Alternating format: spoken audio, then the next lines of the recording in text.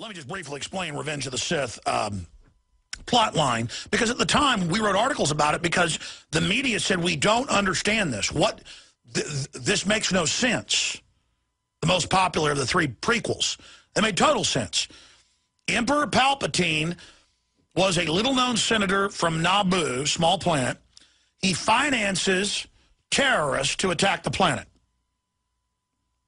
And then he plays victim and says that the pacifist republic isn't doing enough to help him with the terrorist invasion, the Trade Federation invasion, who even speak in Chinese accents. It's all geopolitical. And so, yeah, little aliens with Chinese accents.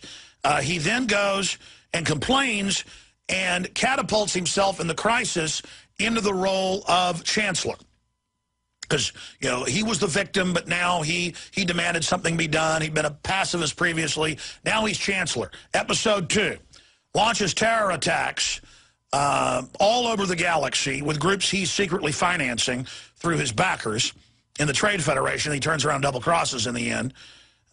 Lord Vader killed Viceroy Gunray and everyone else in the... So basically, in the end, they knock out all of the people that backed him, which always happens. Nazi Germany, Soviet Russia, Maoist China, learn from history. Then in episode...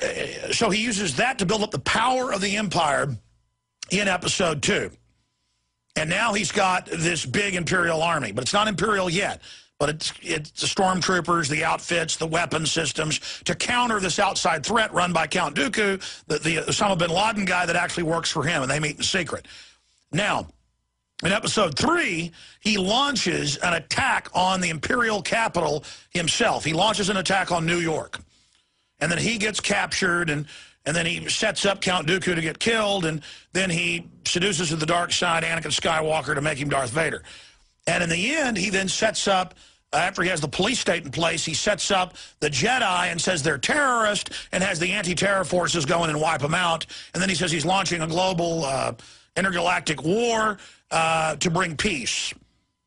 Now, the media could not understand, wait, and they actually wrote articles, Emperor Palpatine's attacking himself, it makes no sense. Adults cannot understand children-level ideas, okay? Child-level ideas. Child-level. Are we saying Count Dooku is good? No, we're not saying bin Laden's good.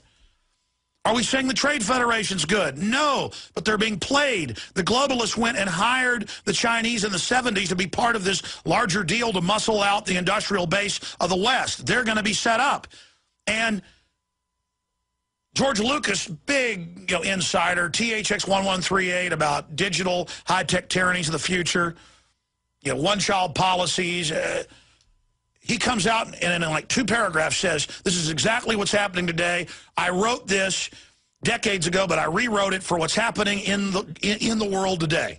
This movie is an allegory of what's really happening. How can you not understand it? Okay? It's very simple.